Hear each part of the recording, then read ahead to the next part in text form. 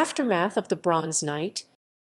Aftermath of the Bronze Night refers to the reactions and consequences of the Bronze Night, the controversy and riots in Estonia surrounding the 2007 relocation of the Bronze Soldier of Tallinn, the Soviet World War Roman II Memorial in Tallinn. Political reactions. Other reactions. Nashi movement. On June 4, 2007, 3 members of the Nashi movement, clothed in tent coats, proceeded to stand in for the Bronze Soldier in its former location. Estonian authorities responded by cancelling their tourism visas for non-tourism activities and deported all 3 to Russia. On June 14, 2007, Russian authorities expressed concern of the discrepancy between a 13-member list of burials and only 12 exhumed bodies, accusing Estonian archaeologists of losing the 13th body. Estonian government has refuted the claims, based on the DIG's final report concluding there were no more burials in this area, and instead proposed that Captain Sisoyev was mistakenly added to the 13-member list in the post-war confusion.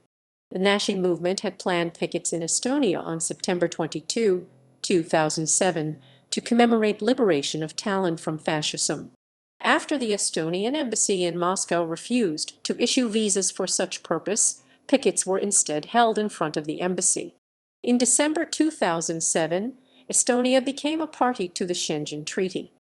As a result, people banned from entering Estonia have also been banned from entry into the whole Schengen space.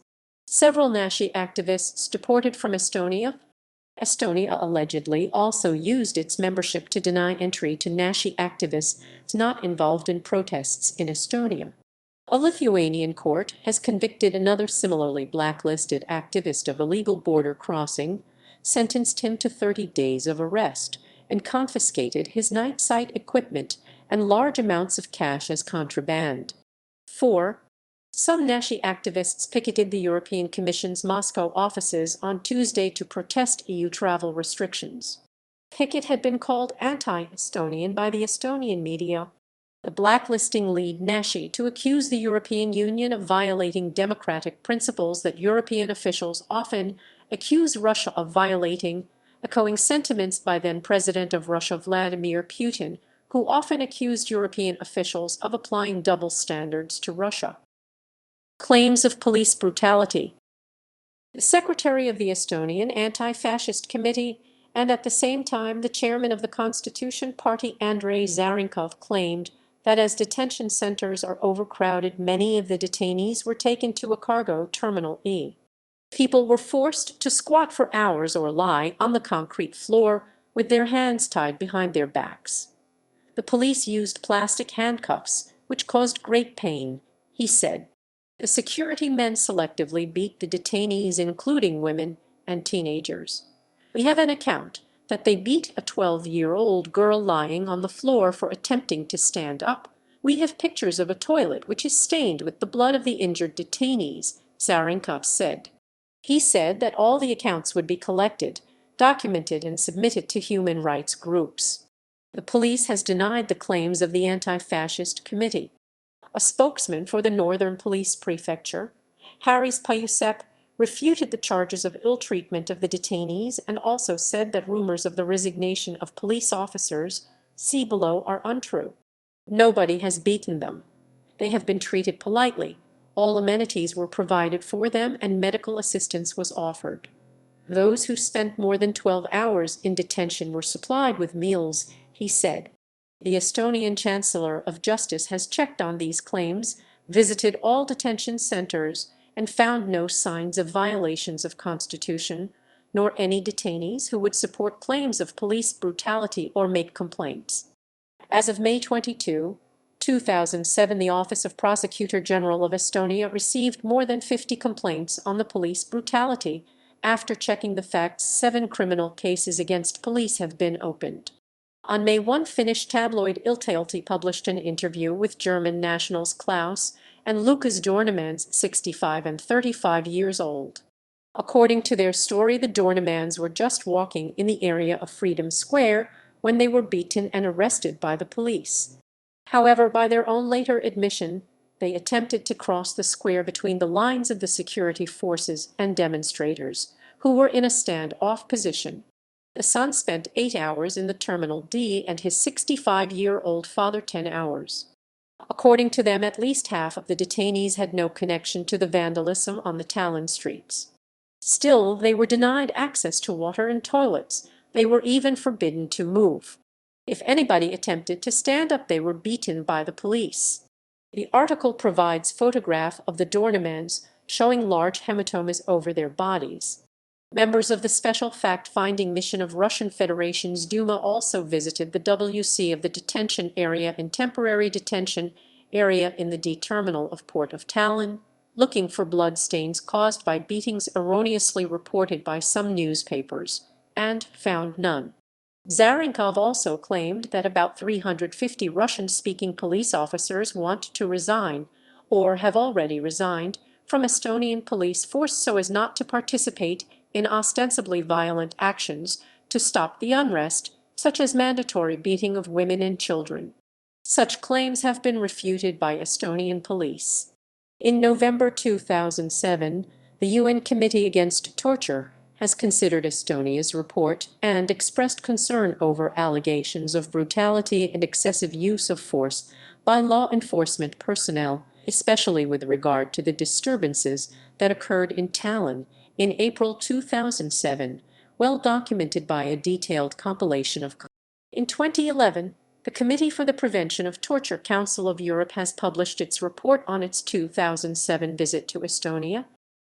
Situation at the Estonian Embassy in Moscow. In the days following the relocation, the Embassy of Estonia in Moscow was besieged by protesters including pro-Kremlin youth organizations Nashi and the Young Guard of United Russia. On Monday, April 30, Estonia's Foreign Minister Urmas Paet reported that the situation had become much worse in the previous night. The building is by now completely blocked. Paet says that Estonia's foreign ministry had sent a note to Russia's foreign ministry due to Russia's apparent unwillingness and impotency to defend the embassy building and its staff, which violates diplomatic law, especially the Vienna Convention on Diplomatic Relations. Estonia's foreign ministry claims that the life and health of the diplomats and their family members residing in Moscow have been directly threatened. Estonia's President Toomas Hendrik Ilves expressed his astonishment that Russia has, despite the promises of Foreign Minister Lavrov, not taken actions to protect the diplomatic personnel. In Ilves' opinion, the ostensible powerlessness of Russia's defense services, e.g. Amin, is especially surprising given their quick work when dispersing meetings of Russian opposition forces. On the same day, members of the crowd protesting before the embassy declared that if Estonian authorities would not set a date for the restoration of the Bronze Soldier statue in its former prominent place, they would begin demolishing the Estonian embassy building on May 1, traditionally also Labor Day, important in Russia and the former Soviet Union.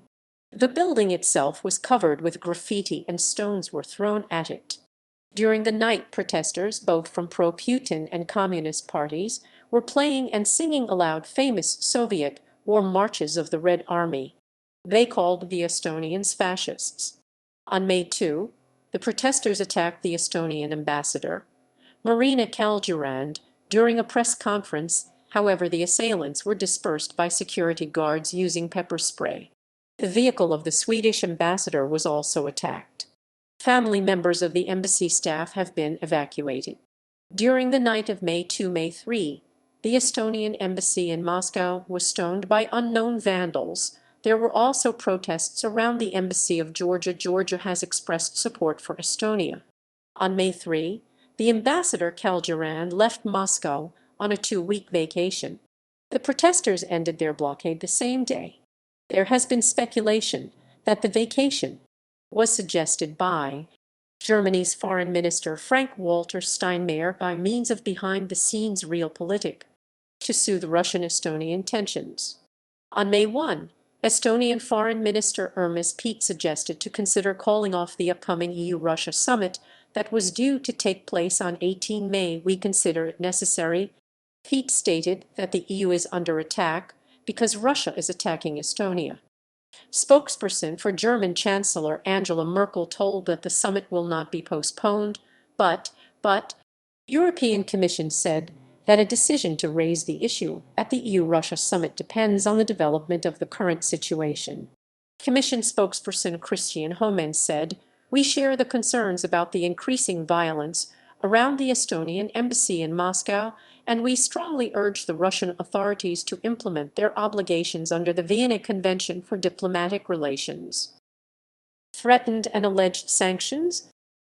On May 3, 2007, Russia suddenly announced plans for repairs to railway lines to Estonia, disrupting oil and coal exports to Estonia.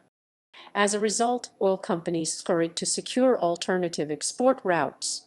Normally, Estonia's ports handle about a quarter of such shipments from Russia to world markets.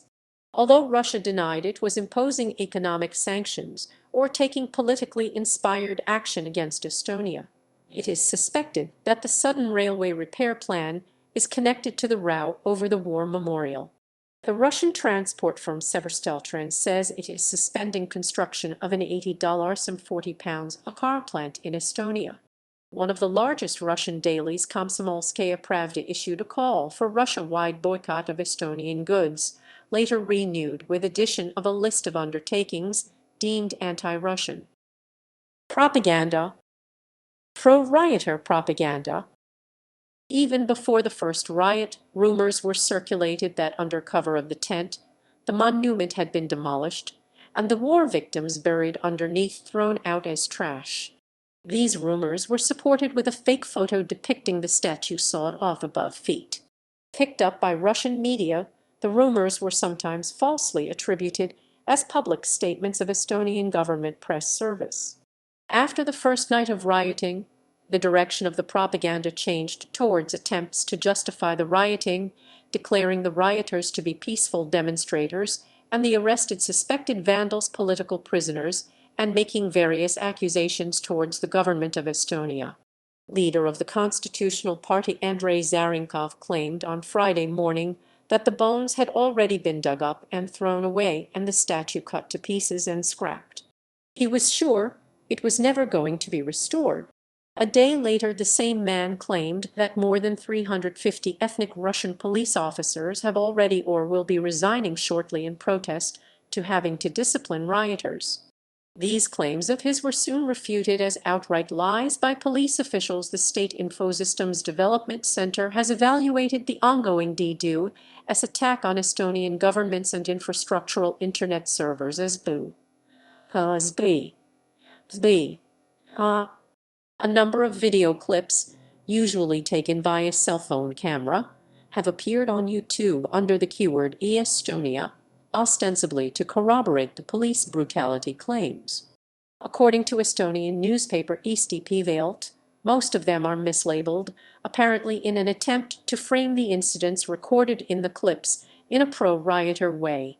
For example, the clip labeled Estonia police car crushes pedestrians crowd features no pedestrian menacing cars. Pro-rioter propaganda in Russia. Distinctly, many participants in the blockade believe that what were characterized as riots by Estonian official sources were actually a peaceful political demonstration, and that Dmitry, also spelled Dmitry Ganin, he has been ceremonially declared a hero of Russia by activists involved in the blockade. Dmitry Linter.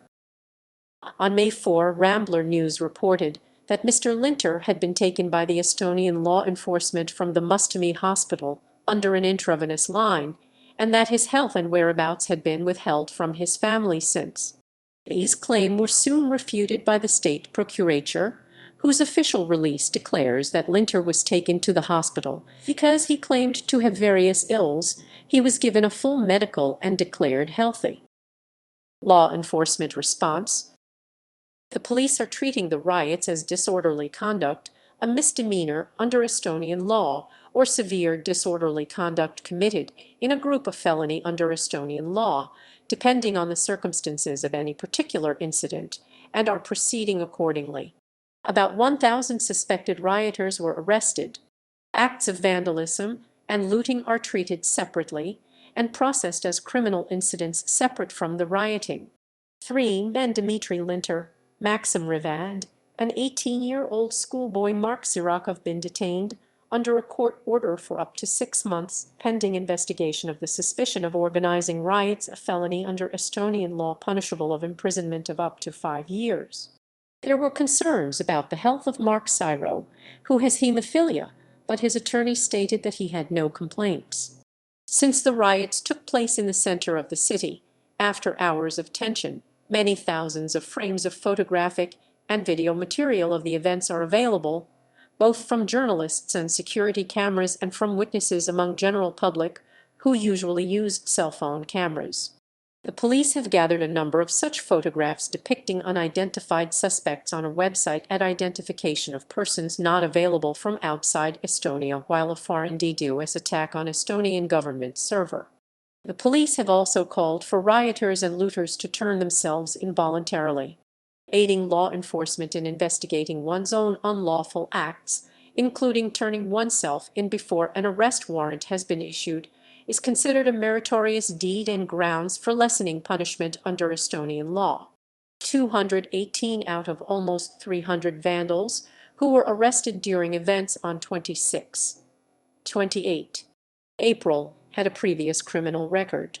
Among their previous crimes are 45 drug-related violations, 91 larcenies, and 18 robberies. Trials. On June 27, 2007, the media reported of the first batch of trials involving the prosecutors requesting non-suspended sentences. Yevgeny Kazakov, 21, who was infamously pictured as the gleeful looter clutching a half-liter bottle of Sprite, a pack of Orbit chewing gum, and 2 packs of Libres female sanitary pads, was convicted through the negotiation procedure comparable to plea bargain of common law legal systems on June 27, 2007, and sentenced. On June 26, 2007, the media reported that Archer Kivik, 19, was sentenced to 2 months shock incarceration. Sven Aniko, 18, was sentenced to 1 year in prison suspended for 3 years. Rado, 20, had been convicted and have to pay fine of 2,000 EK. Both Sven and Rado participated in looting of Hugo Boss store and stole some wine from convenience store. Another accused looter, one 23-year-old Yevgeny, last name not published, reached an agreement of conviction and sentence of immediate 1 year imprisonment with the prosecutor, but withdrew from it in front of judge. He had a suspended 4-year imprisonment from an earlier conviction. This agreed conviction would have brought him a total of 5 years immediate real imprisonment. According to the Estonian laws regarding criminal proceedings, his case will now be reviewed by the prosecutor and investigators, and will likely go to a full trial afterwards. A vandal, Sergei Dolgov, who has no Estonian citizenship but had been convicted before, was convicted in the felony of violation of public order during rioting, overthrowing rocks at policemen, and vandalizing lawn in front of Estonian National Library. He was sentenced to 1 year of imprisonment suspended for 18 months. As of August 2007, the harshest sentence has been that of Vyacheslav Zijunin, who was sentenced to a year of real imprisonment for looting and had an outstanding suspended sentence from an earlier conviction. Most vandals and looters have been sentenced to community service or relatively small fines, however. Activists' trial. 4 Nochnoi Dozor activists have gone on trial in Estonia in January 2008, charged with fomenting unrest during the removal of a Bronze Soldier War memorial. Dmitry Linter, Maxim Riva, Mark Sirach, and Dmitry Klensky could face up to 5 years in prison. On 5 January 2009, the 4 activists, charged with organization of riots during Bronze Night, were found not guilty by the District Court of Harjumaa. The prosecutor has appealed the ruling, citing numerous legal deficiencies. The acquittal, however, was upheld. Statistics. In relation to the rioting, 1,200 people were arrested and 491 declared suspects of particular crimes. As of 11 January 2009, 125 people have been convicted. For 283 suspects, the criminal cases were ended without charges. On most of the trials, the charges pressed were plundering during riots, vandalism during riots, arson during riots, and disobedience of lawful police orders. 125 people so charged were convicted, 1 acquitted, and 10 are pending, including Linter, Rivin, Sirach, and Klensky. Most of the damages caused by rioting were compensated by the government's reserve fund, while the Ministry of Treasury undertook gathering and combining the debts so as to collect on them from the convicts. Collection on many of them is unlikely due to the different focus of the investigations. In particular, the Ministry of Treasury has paid out 25.6 million crowns of compensation. So far, 66 convicts have been billed, for a total of 2.1 million crowns of damages. As of mid-December 2008, less than 85 crowns of damages had been paid by the guilty. References